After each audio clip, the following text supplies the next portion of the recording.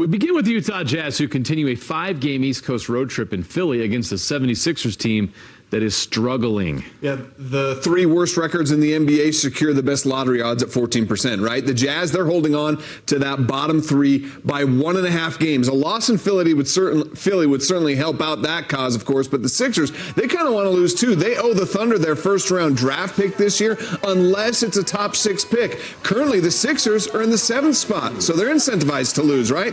Early on, Kyle Filipowski was going off. He hits back-to-back 3-pointers to put the Jazz up by 6 points, and then he gets 3 the old way. In transition, somehow he gets this to go, scoring through contact. He had 12 points in the first quarter.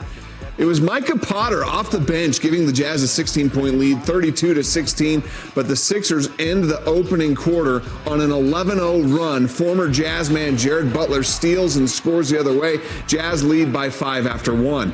In the second quarter, KJ Martin, who returns to Philly for the first time since being traded to the Jazz, rises up here for the alley-oop against his former teammates. Jazz up by 1, 38-37. But the Sixers had a 38-point second quarter. Lonnie Walker, the fourth, connects for the step-back 3. The Sixers build a 43-38 lead on the next possession. Jeff Doughton Jr. also hits from 3-point range. The Sixers lead is up to 8. Johnny Juzang had a hot half. He had 13 in the half. He kept the Jazz in it with one of his 3 3-pointers, but the Jazz trailed 65-58 at halftime. The Rookie of the Month for February, Isaiah Collier, was working to keep Utah in this game. He's going to get to the rim to score 6 straight points early in the third quarter to cut the Sixers lead to 5, 74-69. So what does Philly do in return? How about Kelly Oubre throwing down to push the lead to 7? Jared Butler torched Utah from 3-point land, first from 30 feet. Then in transition, back-to-back 3s for Butler. He's already at 15 points for the game right there. But it was Lonnie Walker doing the most damage. He had a 16-point quarter. That's the second most for him in his career in a quarter. Philadelphia takes an 18-point lead into the final quarter.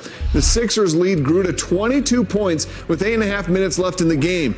Cue a Jazz comeback? Well, yeah, led by a couple of NBA sophomores. Keyonte George for 3.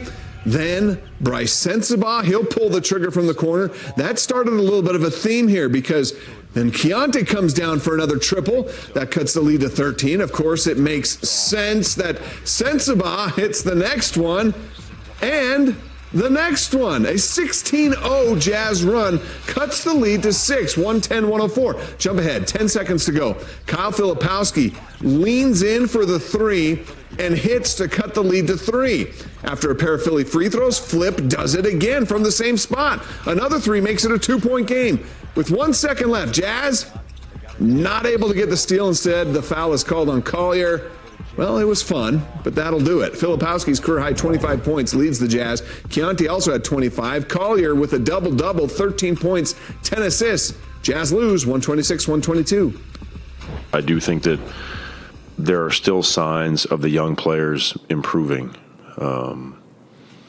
It's hard in different moments when their roles grow rapidly and they're taking on more responsibility than they're used to, and in some situations, more responsibility than maybe they're ready for.